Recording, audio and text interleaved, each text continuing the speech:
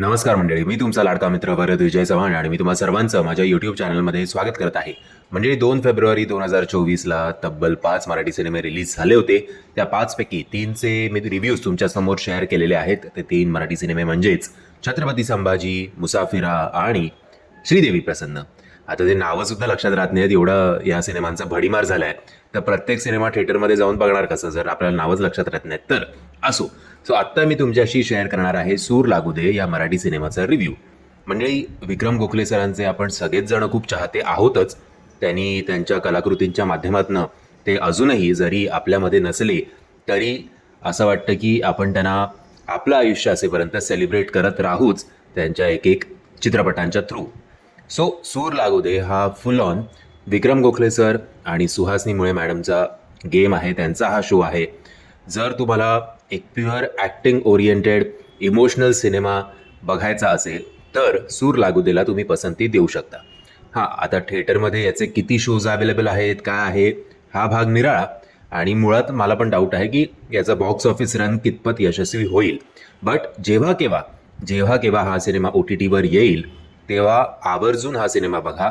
At least box office नाही तर OTTवर याला चांगले व्ह्यूज मिळू देत आणि OTTच्या व्ह्यूजच्या माध्यमातून तरी या निर्मात्यांनी जे एक चांगला विषय आपल्यासमोर मांडण्याचा ज्यांनी प्रयत्न केला आहे त्यांना काहीतरी प्रॉफिट होऊ दे.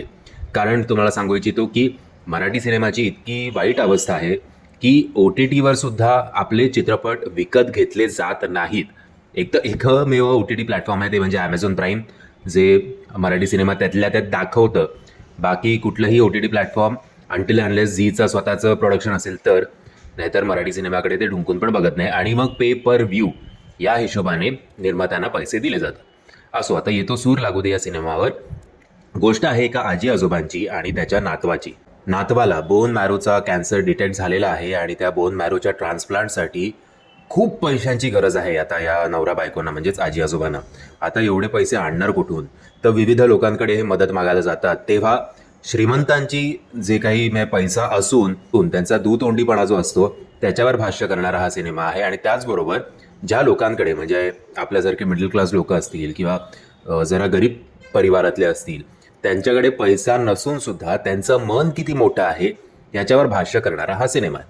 आता नो डाऊट हा सिनेमा आहे चांगला, बट सिनेमा इतका इमोशनल आहे, इतका तुमच्या डोळ्यात पाणी आणणारा आहे.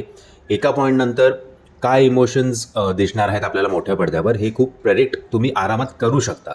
आणि श्रीमंत लोकांना नावं ठेवण्याच्या नादात म्हणजे आशिष देव यांनी ही स्टोरी लिहिलेली आहे. ते कुठेतरी हा पॉईंट ऑफ व्ह्यू श्रीमंतांचा असू शकतो ना, की बाबा थोडा प्रॅक्टिकल विचार करून किंवा त्यांचे पण काहीतरी प्रॉब्लेम्स असू शकतात. आपल्याला फक्त पैसा दिसतो पण आतमध्ये काय चाललं हे आपल्याला माहिती नाही. ती बाजू ठीक आहे, आता एवढी आपल्यासमोर मांडली नाही. बट नुसतं श्रीमंतांना शिवाय देऊन काय उपयोग आहे असं पण एक वाटतं मला.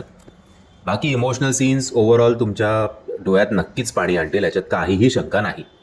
आणि डायलॉग्स, आशिष देव यांनी डायलॉग्स तर सुपर लिहिले. डायलॉग्स तुम्हाला नक्कीच आवडतील आणि डायलॉग्समुळे तुमच्या मनात असं होईल, अरे काय चाललंय हे बिचाऱ्यांबरोबर. विक्रम गोखले सर आणि सुहासिनी मुळे मॅडम यांचाच हा शो आहे हे मी तुम्हाला रिव्ह्यूच्या आधीसुद्धा बोललो होतो. रीना मधुकर हिने TV जर्नलिस्ट सोनियाचं काम केलं आहे, ती तिच्या जागी बरी आहे. आशिष नेवलेकर बंड्या म्हणून त्यांनी बरं काम केलेलं आहे. मेघना नायडूनी पण सुद्धा चांगलं काम केलं. मास्टर आरव कोल्हेकर ज्यांनी कॅन्सर पेशंट मनूची भूमिका केली आहे, त्यांचा आय थिंक हा पहिला सिनेमा आहे, माफ करा जर याच्या आधी केले असतील तर. पण पहिला सिनेमा असल्याकारणाने आपण त्यांना अजून थोडं झुकतं माप देऊया की होतील ते पॉलिश. हितेंद्र उपासनी त्यांचा प्रेझेन्स जो आहे तो डॉक्टर देवधर म्हणून तो नक्कीच आपल्याला जाणवतो. बाकी सपोर्टिंग कास्ट जे आहे, सिद्धेश्वर झाडबुके असतील, नितीन जाधववर जबाबदारी होती थोडे हलके फुलके सीन्स आणण्याची, त्याच्यात तो यशस्वी झालाय. बाकी सुनील गोडबोले असतील, जयराज नायर असतील, मीरा बेरंडकर असतील, या सगळ्यांनी स्वतःच्या परीने चांगलं काम केलंय. प्रदीप पटवर्धन यांनी जे TV चॅनलचे बॉस दाखवलेत त्यांचं सुद्धा काम चांगलं आहे. ओव्हरऑल हा सिनेमा प्रवीण बिरजे यांनी हा सिनेमा डिरेक्ट केला आहे. हा टॉपिक नक्कीच सेन्सिटिव्ह आहे, नरेशनसुद्धा चांगलं आहे. पण आत्ताच्या काळात जिकडे आपल्या आयुष्यात ऑलरेडी एवढे टेन्शन्स आहेत, आता आपण हे पैसे भरून हे परत टेन्शन मोठ्या पडद्यावर बघायचं का? हा आता जर या पॉईंट ऑफ व्ह्यूचे तुम्ही असाल की नाही मला इमोशनल मूवी बघायचं आहे तर तुम्हाला हा सिनेमा आवडेल, नाहीतर मग या सिनेमाला तुम्ही पास बाय करू शकता. तसे पण या सिनेमाचे खूप लिमिटेड ऑप्शन्स आहेत.